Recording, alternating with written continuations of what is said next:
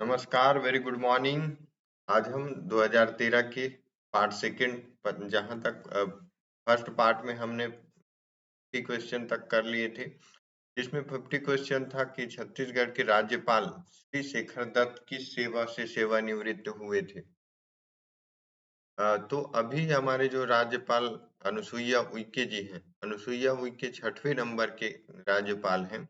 तो तीसरे नंबर में जो चौथे नंबर पर शेखर दत्त जो राज्यपाल यहाँ नियुक्त जो किए गए थे, उनकी वो जो है एक आईएएस ऑफिसर थे, प्रशासनिक सेवा से रिटायरमेंट हुए थे, तो वे बने थे हमारे राज्यपाल। तो उस समय का क्वेश्चन, तो इसका 50 नंबर का आंसर था बी। तो यहाँ तक हम कर लिए थे। नेक्स्ट हम जानेंगे नेक्स्ट क्वेश्चन 51। ट्रिब्यूटरीज ऑफ इंद्रावतीज, और इंद्रावती की सहायक नदियां हैं। तो देखना, इसमें आपको आंसर कैसे फाइंड आउट करना है। आंसर फाइंड आउट करने के लिए देखना कि आपको सबरी, जो यहाँ बस्तर एरिया में एक इंद्रावती ऐसे बहती है और सबरी नदी ऐसे बहती है। जहाँ पर सबरी एक अलग है, दोनों गोदावरी के ट्रिब्यूटरीज हैं। जो गोदावरी मेन स्ट्रीम है, मेन स्ट्रीम में जो है इंद्रावती भी जाके गोदावरी में मिलेगी और सबरी नदी भी जाके मिलेगी। दोनों अलग अलग है, लेकिन सहायक नदी नहीं है सबरी जो है। तो सबरी को आप हाईलाइट कर लो कि सबरी कहाँ कौन कौन से ऑप्शन में आपको दिख रही है। तो सबरी आपको 3 ऑप्शन में दिखती है, तो 3 ऑप्शन आपको काट देने हैं। 3 ऑप्शन काट देने के बाद जो है, 3 ऑप्शन काट देने के बाद आपको आंसर में दिखने, अब 2 ऑप्शन बचेगा। 2 ऑप्शन में बचेगा तो बोर्डिंग, नारंगी, कोटरी, गुदरा और कांगेर। कांगेर घाटी, कांगेर जो है यहाँ की नहीं है, मतलब इसमें इसकी सहायक नदी नहीं है कांगेर नदी। तो आपको क्या करना है, कांगेर कांगेर को एलिमिनेट कर देना है, कांगेर को भी काट देना है। तो ऑप्शन, चारों ऑप्शन आपके जब कट जाते हैं तो ऑप्शन निकलता है बोर्डिंग, नारंगी, कोटरी, गुदरा। ये इंद्रावती की सहायक नदियां हैं। अगर बात करें इंद्रावती की, तो इंद्रावती दक्षिण, दक्षिण मतलब सुकमा, बीजापुर और दंतेवाड़ा से संकनी डंकनी मिलती है, कंकनी और डंकनी नदी मिलती है, और सिंधुनाग नदी। जबकि नॉर्थ से जो इंद्रावती के नॉर्थ से बात करें, कोंडा गांव से आती है नारंगी नदी, नारंगी नदी आती है, नारंगी नदी। और अ, जो कांकेर है, कांकेर से निब्रा नदी, गुडरा नदी, बोर्डिंग नदी। तो ये इत्यादि नदी कौन कौन सी आती है, उसके उत्तर से कोटरी नदी, जो कांकेर के नजदीक नारायणपुर से आती है, निब्रा नदी, गुड्रा नदी, निब्रा गुड्रा कोटरी, निब्रा यहाँ पे नॉर्थ में आप कर लें, निब्रा और निब्रा, निब्रा गुड्रा, निब्रा गुड्रा और निब्रा गुड्रा कोटरी, निब्रा गुड्रा कोटरी और बोर्डिंग नदी आती है, बोर्डिंग और फिर नारंगी इत्यादि जो है नॉर्थ से। और साउथ से जो है, नॉर्थ से निब्रा बुड्रा, निब्रा निब्रा निब्रा गुड्रा, कोटरी, कोटरी, निब्रा, बुड्रा और फिर नारंगी नदी इत्यादि जो है बोर्डिंग नदी, बुड्रा, बोर्डिंग, इतने जो है नॉर्थ से आती हैं। और साउथ से संकनी, डंकनी और फिर चिंतावांगू नदी आती है। तो इतने जो है इंद्रावती की सहायक नदी है। तो इसका ऑप्शन जो है आपका option option A right answer होगा 51 का। आपको फाइंड आउट करते चलना है, ताकि आपको नेक्स्ट जब प्रीवियस ईयर क्वेश्चन देखें तो उसमें आपको उसका नियर बाई क्वेश्चंस आपको नजर आए और उसको आप टेकल कर पाए। तो 51 का राइट आंसर है ए। 52 नंबर क्वेश्चन पूछा था कि छत्तीसगढ़ में निम्नलिखित में से कौन सा क्षेत्र कम वर्षा प्राप्त करता है। कौन सा क्षेत्र है ऐसा जो मैकल क्षेत्र, मैकल जो रेंज है मैकल रेंज में क्या होता है कि मैकल रेंज अभी वर्तमान जो कहाँ पे स्टेब्लिश है, तो, ये जो सिचुएटेड है, ये सिचुएटेड है आपके वर्तमान कवर्धा, कवर्धा और नॉर्थ पेंड्रा वाली, पेंड्रा जिला, north Pendra, sorry south Pendra, और साथ ही साथ नॉर्थ जो है नॉर्थ भाग जो राजनांदगांव, खैरागढ़ वाला पार्ट है वो। तो इस रीजन पर जो है, यहाँ से जो सतपुड़ा का भाग है, सतपुड़ा का भाग होने के कारण एक रीजन है ये, तो उसमें इस वाले रीजन में कम वर्षा प्राप्त होती है। जो दक्षिण पश्चिम मानसून जो इंटर करती है इस रेंज के कारण जो है यहाँ से टकराती है और वापस लौट जाती है। इस कारण इस क्षेत्र में कम वर्षा होती है। तो इसका आंसर क्या है? मैकाल रेंज। इस रेंज से पार नहीं हो पाती, ऊपर नहीं हो पाती, क्योंकि इसकी हाइट ज्यादा है। यहाँ की हाइट बदरगढ़ है, बदरगढ़ 1176 किलोमीटर, 1176 मीटर हाइट है यहाँ की बदरगढ़, इस रेंज की सबसे ऊंची चोटी। ये 52 का पहला आंसर है, पहला आंसर तो ए नंबर है, राइट आंसर है। हिंदी काव्य में छायावाद के प्रवर्तक छत्तीसगढ़ के कौन से कवि थे? मुकुटधर पांडे को हिंदी छायावाद के प्रवर्तक जो छत्तीसगढ़ से कवि थे, इन्होंने इन्होंने जो है छायावाद का प्रवर्तक कवि मान, इनकी कृति जो है, इन्होंने कौन कौन सी कृति रची थी? तो कुर्री के प्रति रची थी, और ये छायावाद की प्रथम कविता मानी जाती है। छायावाद की प्रथम कविता कुर्री के प्रति। वहीं अगर बात करें तो उपन्यास की, तो सैलबाला, सैलबाला, सैलबाला और लच्छमा, लच्छमा जो है इनके उपन्यास थे। सैलबाला प्रथम कवि, कुर्री के प्रति प्रथम कविता है, सैलबाला उपन्यास है, और लच्छमा भी उपन्यास है। लच्छमा और मेरा हृदय दान जो है, ये भी जो है, ये भी क्या है? कहानी। मेरा हृदय दान कहानी है। प्रीति कुंज, प्रीति कुंज विश्वबोध आदि जो है अन्य रचना है।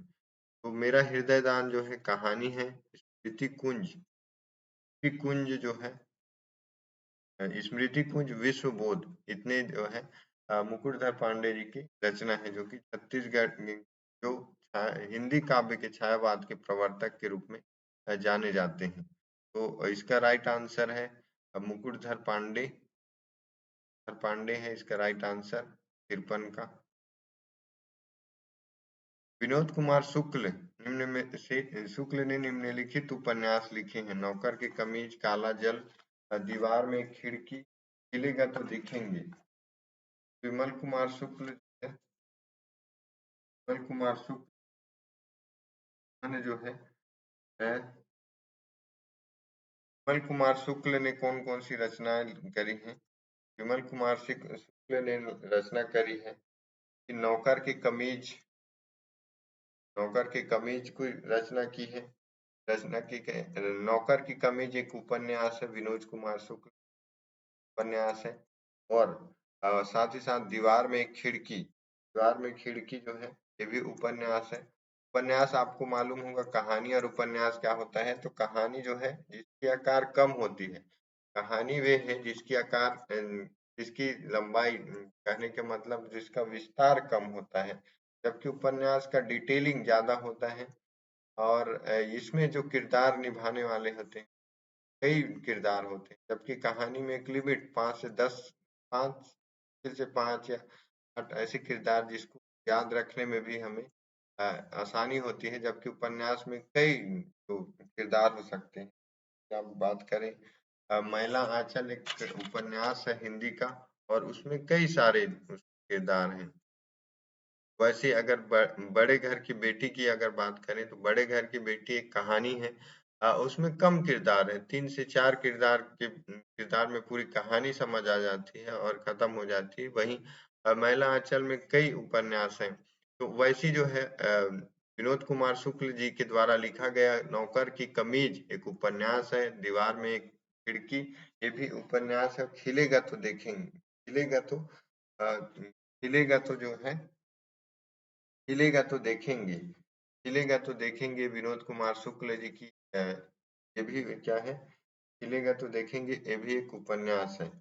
और अगर बात करें कविता की इन्होंने कविता कौन कौन सी, जय हिंद नाम की कविता लिखी, जय हिंद कविता, सब कुछ होना बचा रहेगा, सब कुछ होना बचा रहेगा, और महाविद्यालय, पेड़ पर कमरा, कहानी, और कविता से लंबी कविता, कविता से लंबी कविता जो है इनकी जो कविता है।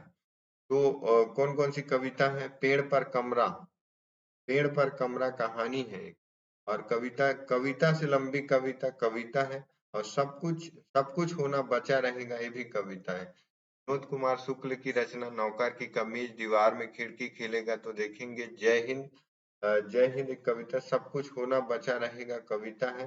महाविद्यालय, पेड़ पर कमरा, पेड़ पर महाविद्यालय और पेड़ पर कमरा एक कहानी है, और कविता से लंबी कविता एक कविता है।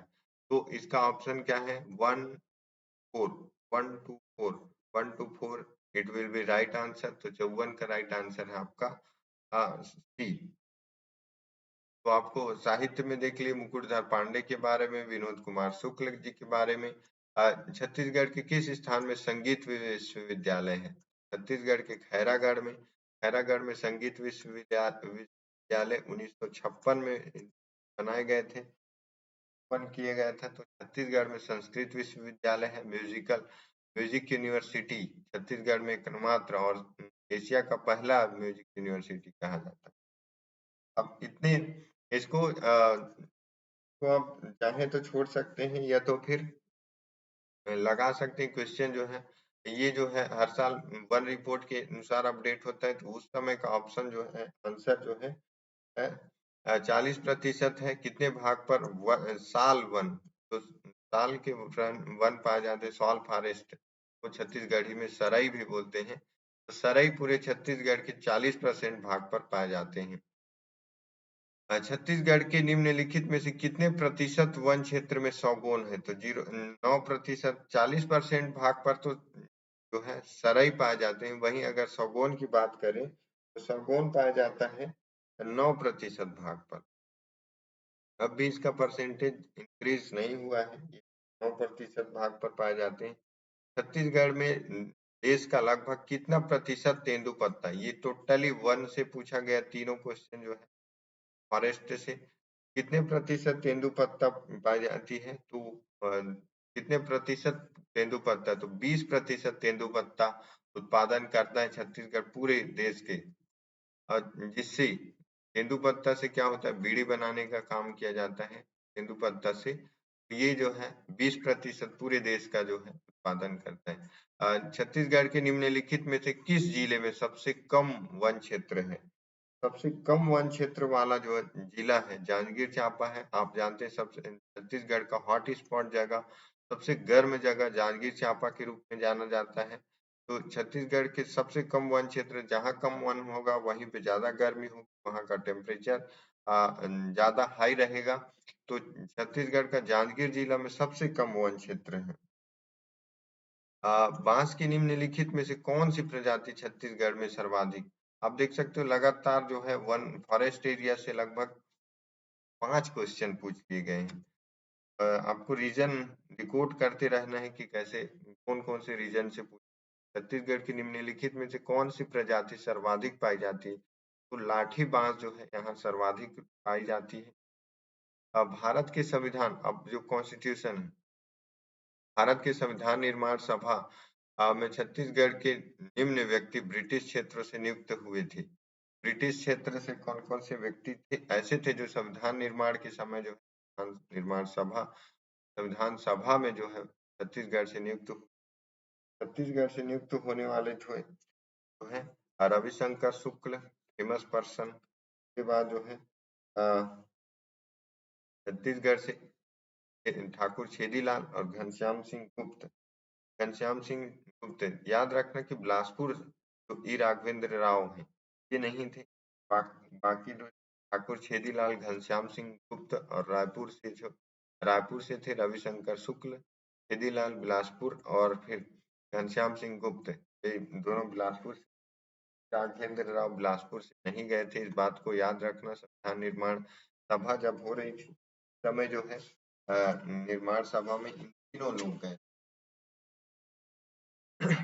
तीनों लोग गए थे और साथ में जाने वाले जो उनके साथ जो नियुक्त सेलेक्ट हुए थे ब्रिटिश रीजन से, तो छत्तीसगढ़ के रविशंकर शुक्ल गए थे, ठाकुर छेदीलाल थे, घनश्याम सिंह गुप्त थे और रियासत से दीवान रघुराज सरगुजा थे। सरगुजा से गए थे रघुराज जी सरगुजा से। रायपुर से रविशंकर गए थे, बिलासपुर से ठाकुर छेदीलाल घनश्याम सिंह गुप्त, नहीं दुर्ग से गए थे घनश्याम सिंह गुप्त और बिलासपुर से ठाकुर छेदीलाल। वहीं कांकेर की बात करें तो कांकेर से गए थे राम प्रसाद पोटाई। कांकेर से कौन गए थे? तो कांकेर से गए थे संविधान सभा में राम प्रसाद पोटाई। रायगढ़ से गए थे पंडित किशोर मोहन त्रिपाठी। तो रायगढ़ रायगढ़ से गए थे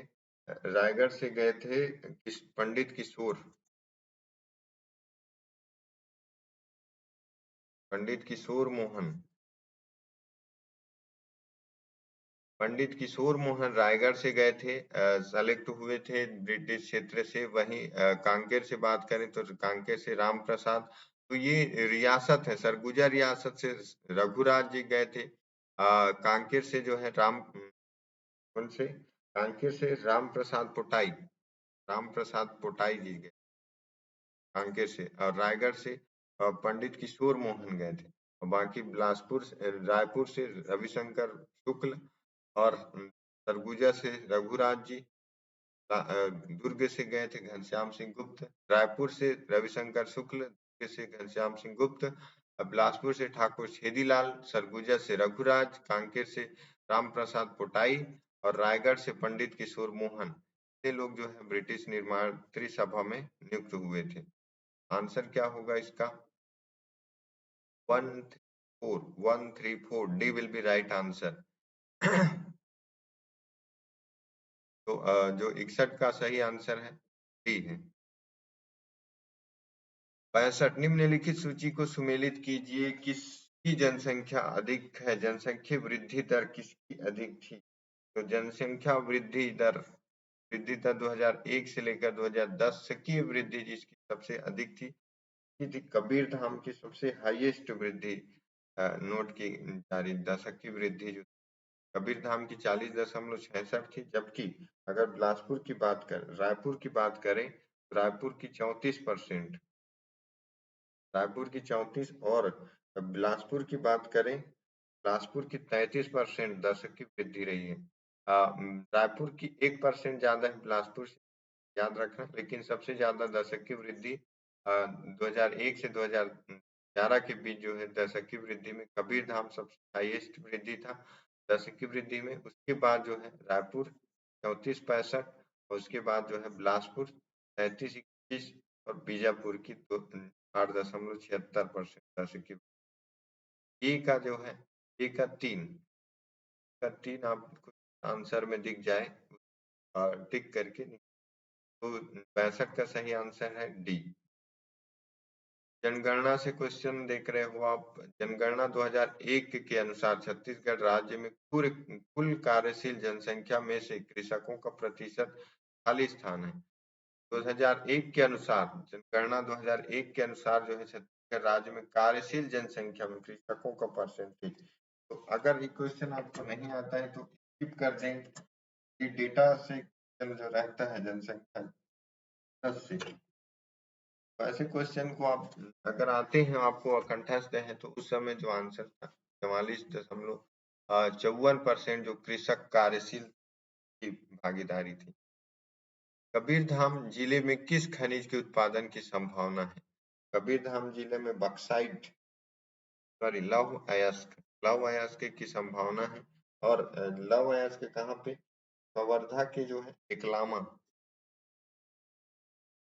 इकलामा रीजन, क्लामा, चेलिक्लामा और वहीं चिल्फी घाटी।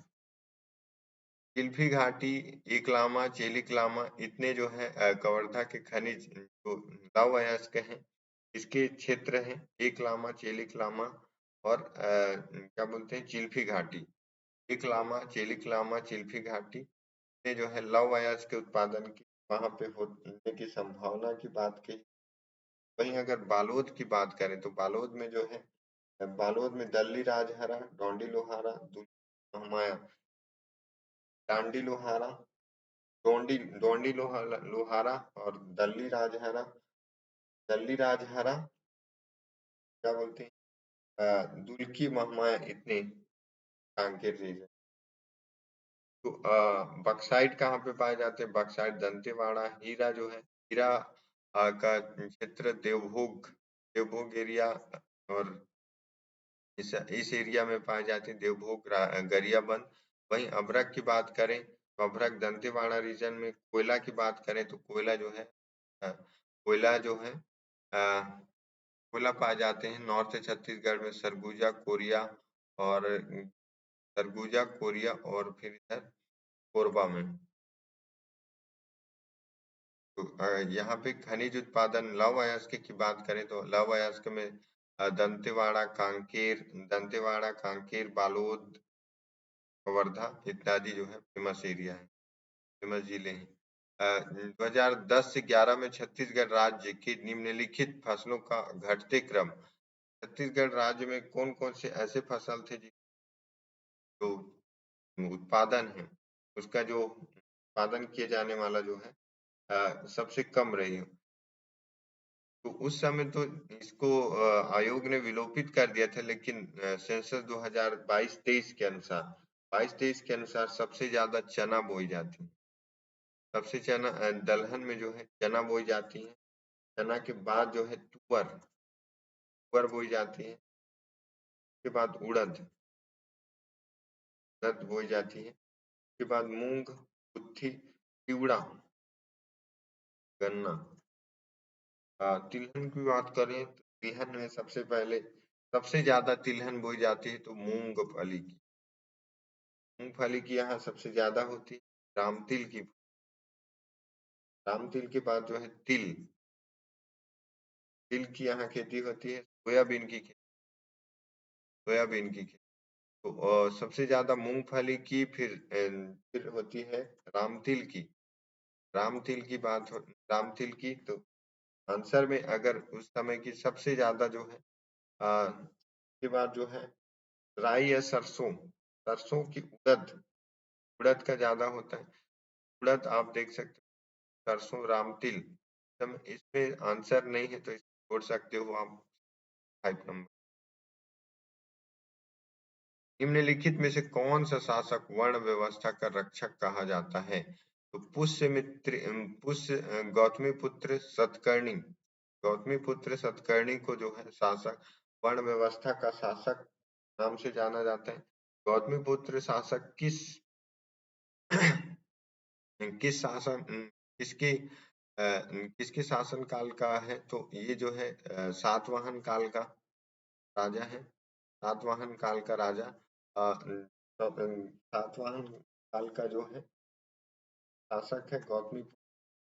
उन्हें जो है विघ्न होते चातुवर्ण 4 वर्णों की व्यवस्था को फिर से स्थापित किया और वर्ण और जातियों के रक्षक को रोका। इसने जो है वर्ण व्यवस्था का रक्षक कहा जाता है। अगर बात करें समुद्रगुप्त गुप्त काल से संबंधित। पुष्यमित्र शुंग शुंग वंश से संबंध है।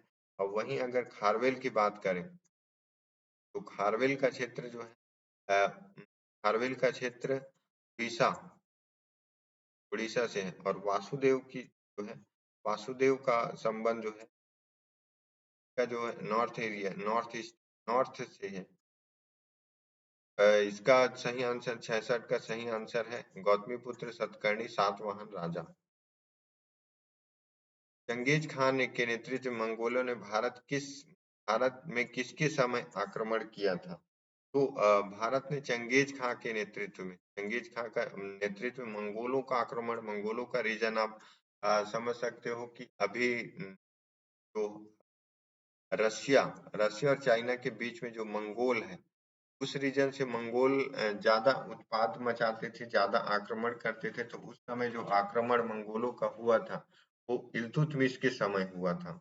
ये क्वेश्चन यूपीएससी में भी रिपीट किया था 2023 में, 2022 के क्वेश्चन में, कि मंगोलों का आक्रमण किसके समय हुआ था। तो इल्तुतमिश के समय ही क्वेश्चन जो आक्रमण मंगोलों का हुआ था।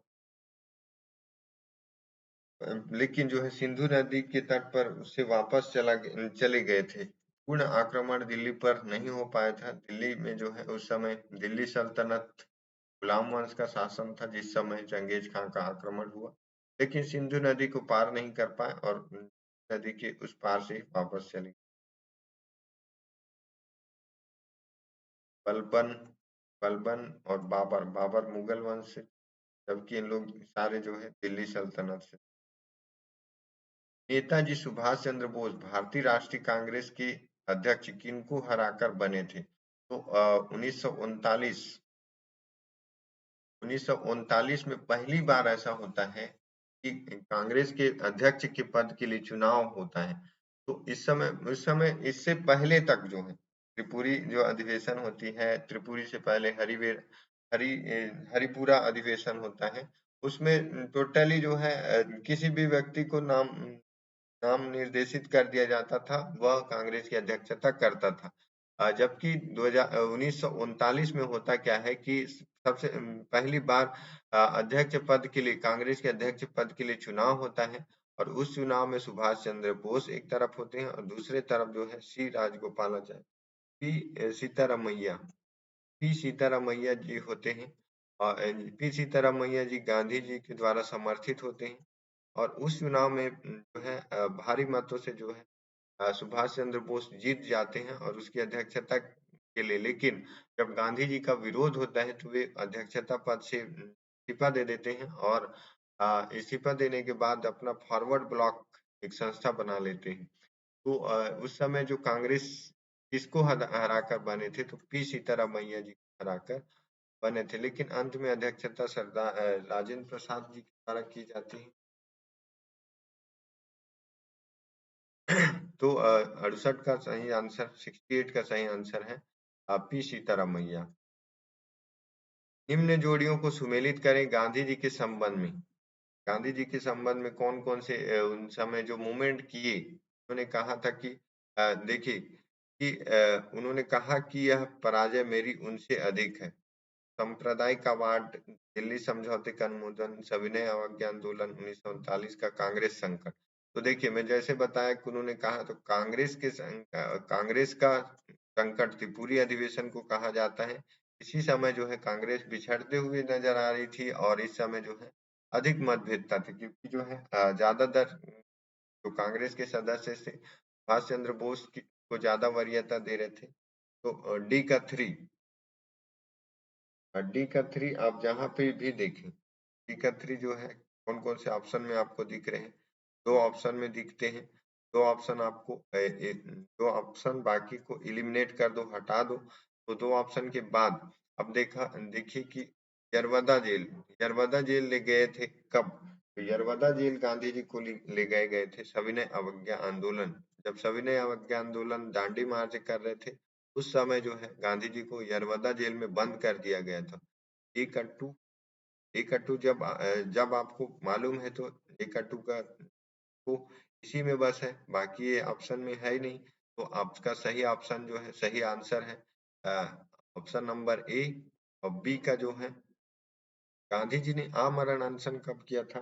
तो गांधी जी ने आमरण अनशन सांप्रदायिक अवार्ड के विरुद्ध आमरण अनशन इसलिए किया था क्योंकि उस समय सांप्रदायिक जो 1932 में जब बी आर अम्बेडकर साहब के साथ जब इनका समझौता होता है 1931 में, जो ब्रिटिशों का लाया गया एक एक्ट था, उसमें कहा गया था कि जो दलित समुदाय के लिए और मुस्लिम समुदाय के लिए दलितों को हिंदू से इतर मानकर उनके लिए पृथक निर्वाचन के लिए व्यवस्था की गई थी। तो उसके लिए जो है उसके विरोध में गांधी जी किसी भी दलित को हिंदू से अलग नहीं मानते थे, तो समाज का हिस्सा हिंदू ही मानते थे। तो उनका मानना था कि इनका भी चुनाव जो है पृथक, इनका चुनाव जो है एक साथ होना चाहिए, उसमें पृथककरण नहीं होना चाहिए। तो 1932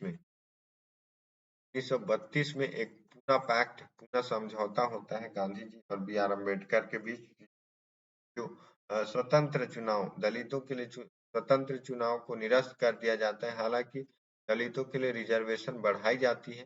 तो ये आमरण अनशन उसी समय करते हैं सांप्रदायिक वार्ड के विरुद्ध। तो ये था आंसर गांधी जी का विभिन्न समय करते हुए। तो इसका पहला आंसर है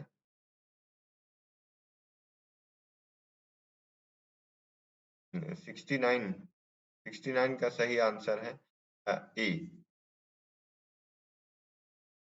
इब्न बतूता जो प्रसिद्ध अरब विद्वान और यात्री थे, किसके शासनकाल में भारत आए थे? तो इब्न बतूता जिस समय भारत आया था, इब्न बतूता जिस समय जो है भारत आया था, तो वो आया था मोहम्मद बिन तुगलक के काल में, एमबीटी जिसको बोलते हैं, एमबीटी तुगलक वंश के शासन काल में मोहम्मद बिन तुगलक के शासन काल में आया था। तो इसका जो तुगलक वंश के जो फाउंडर थे फिरोज शाह, फिरोज तुगलक को माना जाता है। अरब विद्वान जो था इब्न बतूता, वह मोहम्मद बिन तुगलक के शासन काल में आता है। तो राइट आंसर 70 का राइट आंसर जो है 80 है। लिपुलेख दर्रा, लिपुलेख दर्रा किस में है? लिपुलेख दर्रा जो है उत्तरांचल, उत्तरांचल में है लिपुलेख दर्रा। उत्तरांचल या उत्तराखंड, यूके जिसको बोलते हैं, यूके में है लिपुलेख दर्रा। कश्मीर में जो दर्रा है वो बोलते हैं बड़ा लाचला काराकोरम, काराकोरम जो है लद्दाख का, लद्दाख का है। वहीं अगर अरुणाचल की बात करें, हंगटू नाम से है। पश्चिमी घाट में थोर घाट और भोर घाट नाम से है। जो पश्चिम घाट में जो दर्रा है, दर्रा मतलब पासेस, जहाँ से इंटर किया जा सकता है, तो यहाँ पे पाल घाट और पाल घाट नाम से, पाल घाट और पाल घाट, ये जो है पासेस है। तो जम्मू कश्मीर का, तो लिपुलेख दर्रा कहाँ पे है? तो लिपुलेख दर्रा उत्तरांचल या उत्तराखंड में है। नीति दर्रा, माना दर्रा इत्यादि भी यहाँ पे उत्तराखंड में है। 72, भारत का जिप्सम उत्पादक राज्य कौन सा? जिप्सम कहाँ पे होता है? तो भारत का जिप्सम जो है राजस्थान, राजस्थान जिप्सम उत्पादन के लिए प्रसिद्ध। यहाँ पे उत्पादन होता है। ये जनरल खनिजों से, मिनरल से भूकंप के समय किन तरंगों का उद्भव होता है? ई तरंग, एस तरंग और एल तरंग, प्राइमरी, सेकेंडरी और एल तरंगों का, इन तरंगों का भूकंप के समय उद्गम होता है। तो पीएसएल। इंदिरा सागर बांध किस नदी पर बनाए गए हैं? इंदिरा सागर बांध जो है नर्मदा नदी, नर्मदा नदी जिसका उद्गम जो है, जिसका उद्गम अमरकंटक से होती है। अमरकंटक से सोन नदी भी उद्गम होती है। नर्मदा नदी स्वतंत्र नदी जो पश्चिम की ओर जाकर अरब सागर में मिलती है, जबकि सोन नदी जाकर गंगा में मिलती है और गंगा के सहारे जो है बंगाल की खाड़ी में गिरती है। नर्मदा नदी पर जो है इंदिरा सागर बांध बनाया गया है। और गंगा, कावेरी इत्यादि नदी का कृष्णा नदी जो है, कृष्णा नदी महाराष्ट्र के महाबालेश्वर से निकलती है। ताप्ती नदी एमपी से निकलती है। गंगा जो है उत्तराखंड से, गौमुख से निकलती। कावेरी नदी जो है कर्नाटका से निकलती। इंदिरा सागर बांध किस नदी पर बनाए गए हैं? तो नर्मदा नदी पर। जनगणना 2011 के अनुसार निम्न में से किस राज्य का जनसंख्या घनत्व सर्वाधिक है? बिहार का जनसंख्या घनत्व सबसे ज्यादा था। तो 2011 की जनगणना के अनुसार 2008 में छत्तीसगढ़ के उच्च न्यायालय के मुख्य न्यायाधीश कौन बने थे? 2008 में जो बने थे राजीव गुप्ता, राजीव गुप्ता। आपको देखना है राज्यपाल कौन है करंट में, और करंट में कौन आपके उच्च न्यायालय और उच्च न्यायालय के पहले से लेकर अंतिम तक न्यायाधीश कौन कौन रहे हैं, राज्यपाल कौन कौन से रहे हैं, पहले कौन, वर्तमान कौन, बीच का भी पूरी सीरीज आपको याद कर ले, ताकि जो आपको जब भी इस टाइप से क्वेश्चन पूछे कि 2008 में कौन थे, 9 में कौन थे, 10 में कौन थे, न्यायाधीश, राज्यपाल, कुछ भी पूछ सकता है, निर्वाचन अधिकारी, डीएसपी, डीजीपी, सारे का लिस्ट आपको फाइंड आउट करते चलना है। तो 76 का राइट आंसर है ए। 2012 का मिनी माता सम्मान, ये इसको आप स्किप कर सकते थे, है समय किसको मिला था, लेकिन हाँ इससे एक क्लू मिलता है कि 2022-2023 में अगर मिनी माता सम्मान मिला तो किसको मिला था। तो उस समय जो मिला था मिनी माता सम्मान किसको मिला था, तो क्या था, इनमें से किसी को नहीं मिला था, इनमें से किसी को नहीं दिया गया था मिनी माता सम्मान। 2022 में किसको दिया गया है मिनी माता सम्मान, मीरा शुक्ला को जो है मिनी माता सम्मान दिया गया है। मीरा शुक्ला को मिनी माता सम्मान दिया गया था।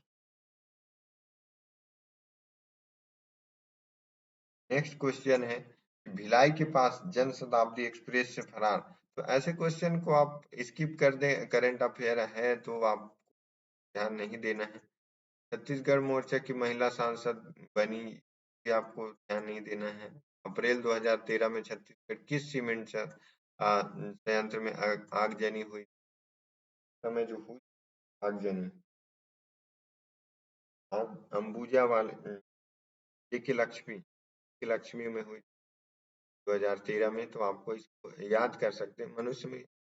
मनुष्य के रक्त का पीएच मान कितना होता है, तो साइंस वाला सेक्शन है, साइंस पीएच मान 7.4 होता है। प्रकंद, स्तंभकंद, शल्ककंद, घनकंद, घनकंद कॉम्स जिमीकांदा में आते हैं, जिमीकंद में या सूरन बोलते हैं घनकंद के रूप में। और वहीं अगर राइजोम की बात करें तो राइजोम पाई जाती है, राइजोम अदरक, जिंजर, राइजोम जो है अदरक में पाई जाती है।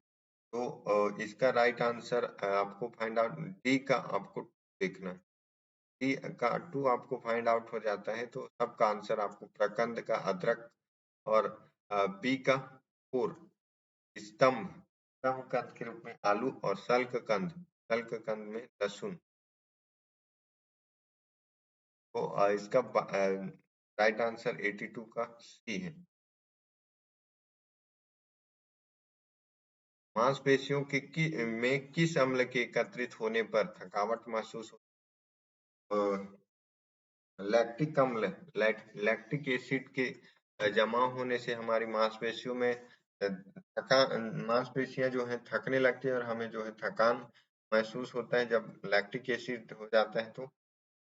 और कार्बन मोनोऑक्साइड सीओ के कारण, कार्बन मोनोऑक्साइड के कारण भी हम जल्दी थक जाते हैं। शहर में जब हम ट्रेवलिंग करते हैं तो ट्रेवलिंग के दौरान अगर मोनोऑक्साइड की मात्रा ज्यादा है उस सिटी में, उस शहर में, तो हम जल्दी थका, जैसे कि अगर आप बात करें दिल्ली में, अगर आप 5 किलोमीटर 2 किलोमीटर भी जाएंगे तो आप थके थके महसूस फील करेंगे, क्योंकि वहां पे कार्बन मोनोऑक्साइड की मात्रा ज्यादा है, वहां पे आप जल्दी थक जाते। मानव के मस्तिष्क में स्मरण क्षमता कहाँ होती है, मानव के मस्तिष्क में स्मरण क्षमता जो है सेरिब्रम में होती है। सेरिब्रम में आप दिखती। इंटीग्रेटेड सर्किट आईसी चिप किसकी इंटीग्रेटेड जो आईसी चिप होती है वो बनी होती सिलिकॉन की परत लगी होती,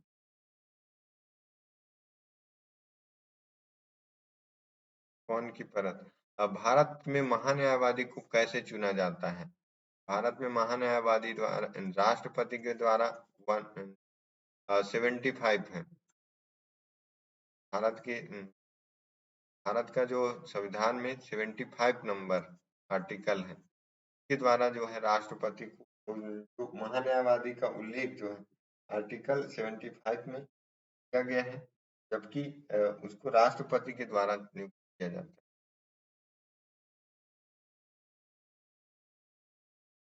निम्नलिखित में से किस आधार के कारण नागरिक की विचार अभिव्यक्ति स्वतंत्रता पर प्रतिबंध नहीं लगाया जा सकता? तो अवांछनीय अगर आलोचना करता है, अनबिकमिंग क्रिटिसिज्म करता है, अनबिकमिंग क्रिटिसिज्म करता है, तो उसके आधार पर उसकी आर्टिकल 19 स्वतंत्रता का अधिकार जो 19 से 22 तक है कि उसको आप नहीं छीन सकते। अगर अब बात करें भारत की संप्रभुता की, लोक व्यवस्था की, न्यायपालिका की अवमानना अगर करता है कोई व्यक्ति, संप्रभुता से किसी विदेशी राज्य से जो हमारा दुश्मन से उससे दोस्ताना संबंध रखता है, लोक व्यवस्था को बिगाड़ने की बात करे, तो उसके स्वतंत्रता का अधिकार छीना जा सकता है।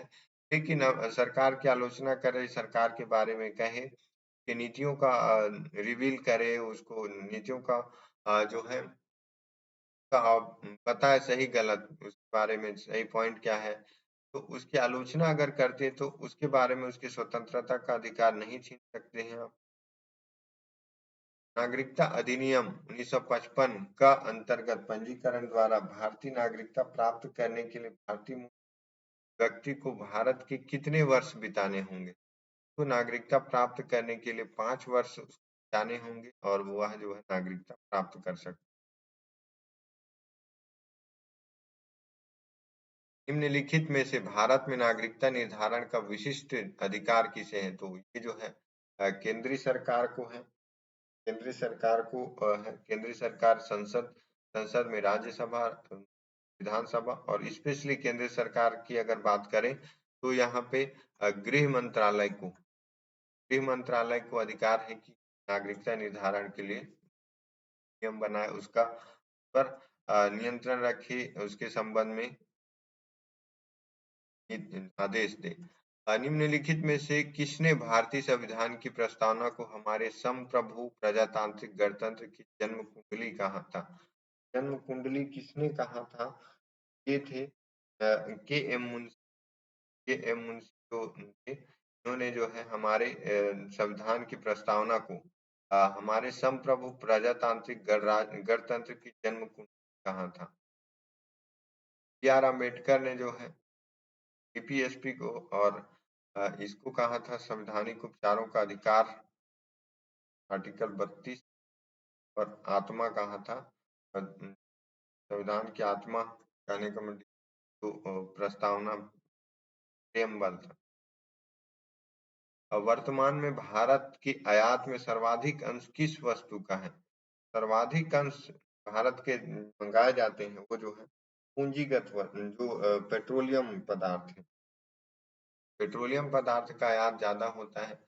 भारत की निर्भरता, भारत में इतने व्हीकल्स और उपयोग किए जाते हैं के लिए निर्भरता, जैसे पहाड़ी प्रदेश और वेनेजुएला, अमेरिका इत्यादि से जो है पेट्रोल आयात किया जाता है, पेट्रोलियम पदार्थ, निर्भरता जो है बढ़ जाती है। तो सबसे ज्यादा आयात पेट्रोलियम पदार्थ का। निम्न में से कौन सा उद्योग भारत में सर्वाधिक रोजगार प्रदान करता है? तो वस्त्र उद्योग जो है, वस्त्र इंडस्ट्री, क्लोथ इंडस्ट्री है, ये टेक्सटाइल इंडस्ट्री सबसे ज्यादा रोजगार प्रदान करने वाला एक क्षेत्र है, इंडस्ट्री है। मुद्रास्फीति का कारण क्या है? वस्तुओं का बढ़ना, वस्तु का मूल्य बढ़ जाता है और मुद्रा का मूल्य गिरता है। कहने का मतलब क्या है कि अगर कोई पेन हम बात करें, पेन 2020 में हम ले रहे थे पेंटोनिक का पेन, अब 5 रुपए में, 5 रुपए में ले रहे थे, लेकिन 2023 में वो पेन जो है 2023 में उसका मूल्य 10 रुपए हो गया। 30 रुपए में तो हमारा पैसा तो पैसा क्या है, एक पेन 5 रुपए में आ रहा था, लेकिन अब 5 रुपए में हम वह पेन परचेस नहीं कर सकते। तो हमारे मुद्रा का मूल्य गिर गया, जो 5 रुपए में खरीद सकते थे, लेकिन वस्तु का मूल्य बढ़ गया, 5 से 10 हो गया, 5 से 10 हो गया, तो वस्तु को हम नहीं खरीद सकते। ए और बी दोनों इसका मुद्रास्फीति के कारण है। मुद्रास्फीति मतलब महंगाई, महंगाई में वस्तु का मूल्य बढ़ जाता है जबकि जो है मुद्रा का मूल्य गिर जाता है। तो सी विल बी राइट आंसर। 94 का निम्न को सुमेलित कीजिए, आविष्कारक और गणित। आविष्कार और आविष्कारक। ठीक। तो हम सब जानते हैं टेलीफोन को किसने किया था। टेलीफोन की खोज ग्राहम बेल ने की थी। Graham Bell. और डायनेमो डायनेमो की खोज जो है, डायनेमो की खोज करने वाले जो है माइकल फैराडे हैं। माइकल फैराडे ने डायनेमो की खोज की थी। और वहीं अगर बात करें प्रिंटिंग प्रेस की खोज जो है जॉन गुटेनबर्ग जॉन गुटेनबर्ग ने प्रिंटिंग प्रेस की स्थापना खोज की। ऑप्शन आपके सामने दिख रहे हैं। डब्ल्यू रॉन्ट्राजन, एक्सरे रॉन्ट्राजन सब जानते हैं। तो एक्सरे की खोज जो है रॉन्ट्राजन का ऑप्शन क्या बनता है। का ऑप्शन बनता है डी। रॉन्ट्राजन जो है एक्सरे की खोज करता है। टीका टू जॉन गुटेनबर्ग प्रिंटिंग प्रेस का, और डब्ल्यू ए रॉन्ट्राजन एक्सरे का, माइकल फैराडे डायनेमो का, अग्राहम अलेक्जेंडर ग्राहम बेल टेलीफोन। ये था 94 का डी ऑप्शन सही है। असामान्य आंखों के लिए स्पष्ट दृष्टि की न्यूनतम दूरी कितनी होती है। पर हम सामान्य आंखों से कितने सेंटीमीटर तक देख सकते हैं, कम से कम कितने दूरी तक देख सकते हैं। तो हम 25 सेंटीमीटर तक कम से कम दूरी को देख सकते हैं। कम मिनिमम दूरी। सहायक संधि व्यवस्था को स्वीकार करने वाला प्रथम भारतीय देशी शासक कौन था। तो निजाम था। हैदराबाद का जो निजाम था सबसे पहले जो है वहां पे सहायक संधि लगाया गया था, स्वीकार किया था। सहायक संधि बेलेजली था।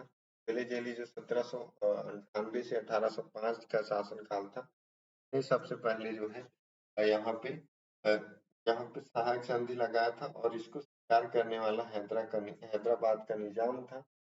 फिर यह संधि मैसूर के द्वारा 1799 में, और उसके बाद जो है तंजौर, मैसूर, तंजौर, अवध, अवध में 1801 पेशवा द्वारा 1801 बरार के भोसले और सिंधिया, बरार के भोसले और सिंधिया के द्वारा बाद में किया गया था। सहायक संधि किसके द्वारा लाया गया था। बेलेजेली के द्वारा। किसने सबसे पहले स्वीकार किया था, तो हैदराबाद के निजाम ने। जैन धर्म के प्रथम तीर्थंकर कौन थे। जैन धर्म के प्रथम तीर्थंकर ऋषभ देव हैं, और जबकि 23वें तीर्थंकर पार्श्वनाथ और तीर्थंकर जो है कबीर स्वामी। पहले तीर्थंकर जो है ऋषभ देव, और 23वें तीर्थंकर है 23वें तीर्थंकर पार्श्वनाथ, पहले तीर्थंकर ऋषभ देव और 24वें तीर्थंकर है महावीर स्वामी। इन्होंने जो है जैन धर्म की स्थापना में ऋषभ देव के बाद 23वें तीर्थंकर पार्श्वनाथ, 24वें जो है महावीर। 98 निम्नलिखित मौर्य शासक बौद्ध धर्म के अनुयायी थे। कौन कौन से ऐसे शासक थे जो बौद्ध धर्म के अनुयायी थे। शुक, दशरथ, बिंदुसार, चंद्रगुप्त। तो चंद्रगुप्त होता है जैन। चंद्रगुप्त जैन को मानता है। चंद्रगुप्त और बिंदुसार। चंद्रगुप्त जो है मौर्य वंश की स्थापना करता है घनानंद को हराकर आचार्य चाणक्य की सहायता से। और ये जो है शुरुआत में ये जो है चंद्रगुप्त जैन धर्म को का फॉलो करता है। बिंदुसार भी जैन फॉलो करता है, लेकिन अशोक, दशरथ इन्होंने जो है बौद्ध धर्म को शासक किया। अशोक के बारे में माना जाता है बहुत क्रूटल जो राजा लेकिन कलिंग युद्ध के पश्चात जो है उसका हृदय परिवर्तन होता है और एक महान शासक के रूप में उभरता है। 2 और 4 डी डी ऑप्शन है राइट आंसर। निम्न में से किस दर्शन का मत है कि वेद शाश्वत सांख्य सत्य है? जो जो मीमांसा है, मीमांसा जो दर्शन है, मीमांसा दर्शन मानता है कि वेद जो है शाश्वत है, सत्य है, ये माना जाता है। और अगर बात करें निम्न निम्न क्रांतिकारियों को जीवन के अंत किस प्रकार हुआ था? निम्न क्रांतिकारी का जीवन जो है अंत किस प्रकार हुआ था? जतिन दास 63 दिन की भूख हड़ताल से इसकी मृत्यु हुई थी। वहीं अगर भगत सिंह की बात करें तो भगत सिंह को फांसी दिया गया था 31 मार्च 1931। वहीं चंद्रशेखर जी की मृत्यु जो है मुठभेड़ के दौरान स्वयं अपने आप को गोली मार ली थी। कल्पना दत्त को आजीवन कारावास दिया गया था। तो इसका सही ऑप्शन है जतिन दास ए का टू। बाकी ऑप्शन कट जाएंगे, एलिमिनेट हो जाएंगे। और चंद्रशेखर आजाद बी का थ्री। और वहीं भगत सिंह की फांसी की तो सी का four. B will be right answer. 100 का सही आंसर है आपका। तो ये थे 2013 के कुछ क्वेश्चन जो महत्वपूर्ण थे हमारे एग्जाम के पर्सपेक्टिव से। एग्जाम के पर्सपेक्टिव से कैसे कि ये क्वेश्चन कहीं ना कहीं जो नेक्स्ट ईयर 2014 में जब हम देखेंगे तो उसके नियर बाय ही क्वेश्चन मिलेंगे। तो इससे आइडिया लग जाता है कि हमें पढ़ना क्या है, किस प्रकार हमें तैयारी करनी चाहिए। तो आई होप कि आपको ये सेशन पसंद आएगा तो लाइक करना, कमेंट में बताना कि कैसा लगा। और क्या कमी है ये भी जरूर बताना, जिससे जो है अगले अगले सेशंस में हम इसको सुधार कर सकें। सुधार करने के साथ जो है आपसे अर्ज है कि टाइम बहुत कम बच गया है, लगभग 50 दिन बचे हैं आज से लेकर। तो 50 दिन की तैयारी में बड़े स्ट्रेटेजिकली चलिए, लगातार रिवीजन करते चलिए, जिससे आपको एग्जाम हॉल में हेल्प हो। वीडियो को देखने के लिए आप सभी का धन्यवाद। पसंद आए तो लाइक करना, कमेंट में बताना कैसा लगा। जय हिंद, बाय।